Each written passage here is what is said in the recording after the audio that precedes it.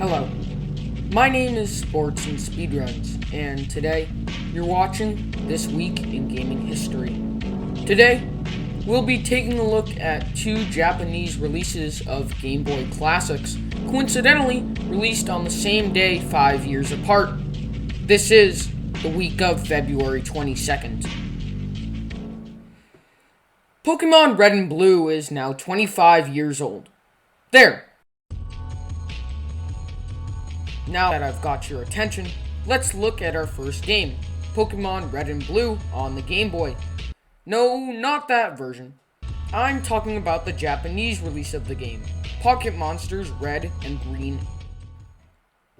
The development of this game is an interesting one. As the story goes, the game was first conceived by developer Satoshi Tajiri, who enjoyed insect collecting as a child.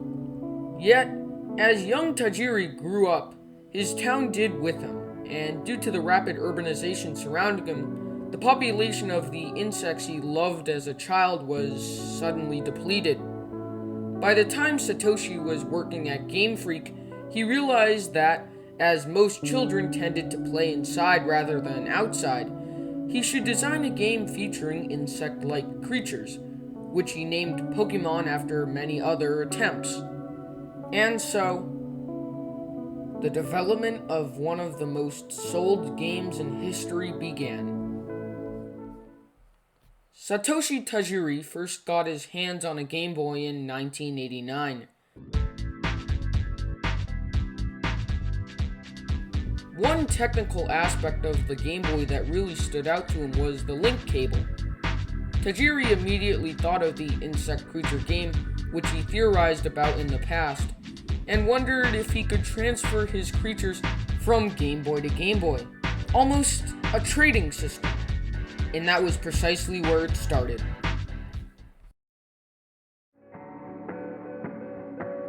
The earliest concepts for Pokemon Red and Green exist from around 1990. It is here that we can see that Pokemon wasn't always named Pokemon. Instead, we can see that its early title was Capsule Monsters, but due to trademark difficulties, this name had to be changed. First from names like Capumon, then finally to Pokemon.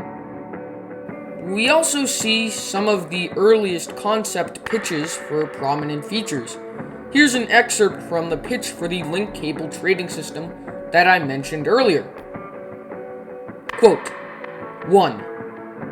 Using a link cable, you can trade the capsule kaiju and items with your friends, or even sell and buy them. In general, there are many games for the Game Boy that share a world using the link cable. The proposal on how to use the cable in this game is slightly different from the traditional type. It's literally a transfer. Imagine a standalone monster that crosses the borders of its habitat and moves to another ecosystem. Capsule monsters will share and exchange time and experiences. 2. As an option or as a second objective, there is also a battleground mode, a match mode using the cable. You can fight monsters your friends have in this fighting place. End quote. And there really isn't much to say about development besides this. There was no diversion. There was no merger. There was no major event that I can talk about with this game. Development simply went on from 1990 to 1996. We have some mock-ups, we have some early sprite sheets of Pokemon, and we have some interviews. But I find that what occurred around the release is extremely interesting. Namely, we must discuss the Hidden Pokemon Mew. Mew was originally designed in its entirety by developer Shigeki Morimoto, who was currently working on Pokemon Red and Green at the time. Mew was originally conceived in secret as a joke for Morimoto and his developer friends. To get Mew into the game, Morimoto waited until the very end of development, so around late 1995.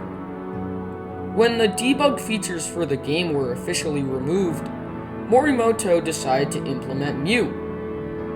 What he did was he utilized the freed up space originally taken by the debug features to overwrite the first index slot he found that was empty, namely slot number 21. And Mew actually made it into the final release.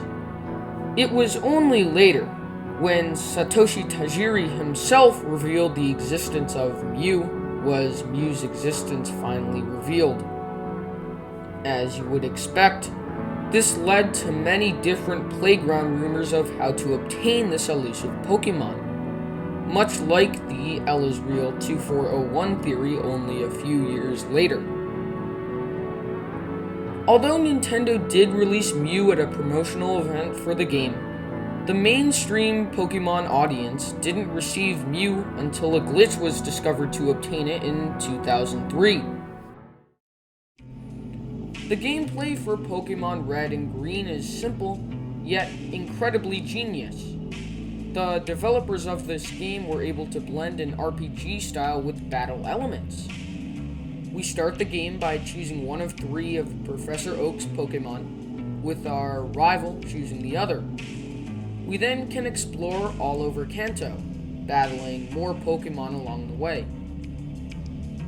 It is important to note that Satoshi Tajiri only wanted Pokemon to faint when they lose, as he did not want another violent video game on the market. Ultimately, when Pokemon Red and Green released on the Game Boy on February 27, 1996, it smashed all expectations for the game, selling over 10 million units in Japan alone, and around 31 million units all time. So now we move into our second segment where we discuss other releases for this week. And there aren't many big titles released this week compared to other weeks. To start, on February 22nd, 2005, Gran Turismo 4 released on the PlayStation 2. On February 23rd, 1995, NBA Jam Tournament Edition released on the SNES. This is probably one of my favorite sports games ever.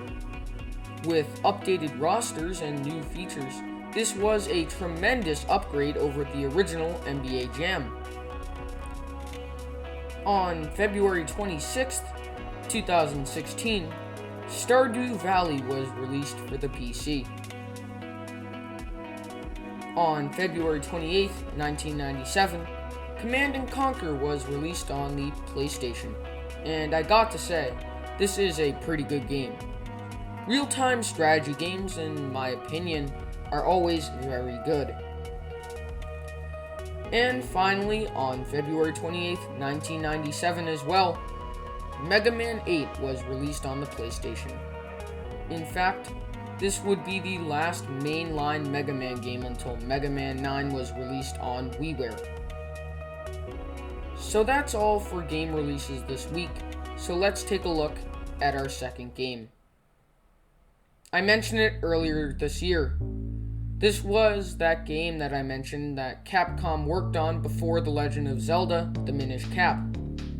This is The Legend of Zelda: Oracle of Ages and Oracle of Seasons. The Legend of Zelda: The Oracle of Ages and Oracle of Seasons is a very fascinating game. It was released at one time or another around the world in 2001, and believe me, it's a very good game. But what's truly fascinating is the fact that this game came out right when the Game Boy Advance was on the cusp of releasing. Let's take a look.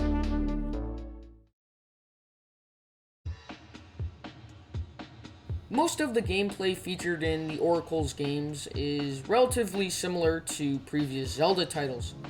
All of the major gameplay elements are here. Basic controls, overhead camera angles, and of course, dungeons. And although many people think that the games in the Oracle series are all extremely similar, there are some key differences. If one were to play both Oracle of Ages and Oracle of Seasons, they would probably notice that each game puts a different emphasis on different aspects of the series, with Oracle of Ages emphasizing puzzles, and Oracle of Seasons emphasizing action-style gameplay. If we dig a little further, we can also see that if we finish the game, we get a password that is intended for its counterpart. This serves almost as a bridge between the two games. If we complete one, we see an extended storyline for the other. The development history of the Oracle's titles is not what one would expect. Originally, Capcom was asked to develop 6 different Zelda titles for the Game Boy Color, and later, due to a lack of progress, this was then cut down to a trilogy, the Mystical Seed series. This series was comprised of 3 games: Mystical Seed of Power, Mystical Seed of Courage, and Mystical Seed of Wisdom. It was the famed founder of the Zelda series, Shigeru Miyamoto, who proposed the series to have an emphasis on 3 different elements for each game. What the final emphasis was for each game was as follows. Mystical Seed of Power would have an emphasis on puzzles involving changing the seasons. Mystical Seed of Wisdom would have a magic paintbrush of sorts to solve color-based puzzles.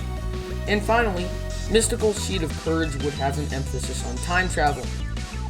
Sound familiar? Like the final product, each game was designed to interact with the others, with the endings lining up and transporting items using the link cables.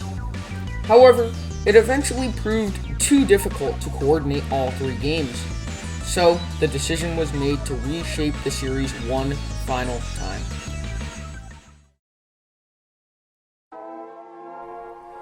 To make the series easier to develop, Capcom decided to scrap Mystical Seed of Courage. Instead, Mystical Seed of Wisdom would assume the time travel mechanic originally in Mystical Seed of Courage, and therefore, the color puzzle mechanic in Mystical Seed of Wisdom was scrapped. This game eventually became Oracle of Ages. Meanwhile, Mystical Seed of Power became Oracle of Seasons. But now the developers still raced against the clock, as another obstacle came into view: the Game Boy Advance. Nintendo originally teased the release of the Game Boy Advance in late 1999 during the development of the Oracle series. Although the original plan for the 6-game Zelda series should have worked with the release timeline, the cut down to 3 games, the cancellation of the Mystical Seed of Courage, and the necessary design changes that accompanied these games brought the release dates for the Oracle games very close to the original release date of the Game Boy Advance in August 2000. But then the Game Boy Advance got postponed to early 2001, and Capcom was given something that many developers today don't have: time. With the postponement of the GBA, the developers of the Oracle's games were able to add even more to the 2 games.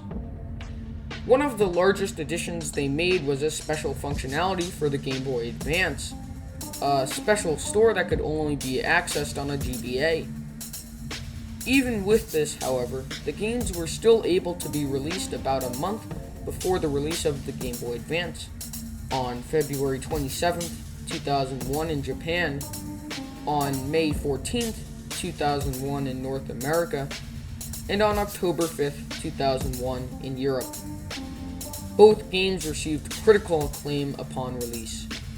Both games have also received extremely high ratings from users, with a 91% rating for Oracle of Ages on Game Rankings and a 92% rating for Oracle of Seasons on the same site. In the context of the Zelda series as a whole, this game sits right in the middle, with the 9th highest rating ever in a Zelda game. So that's going to do it for this episode of This Week in Gaming History. It's been a while, I know, but hopefully my schedule will let up and I will be able to make more of these soon. I truly hope that you have a great 2 weeks, and I'll see you on the next episode of This Week in Gaming History.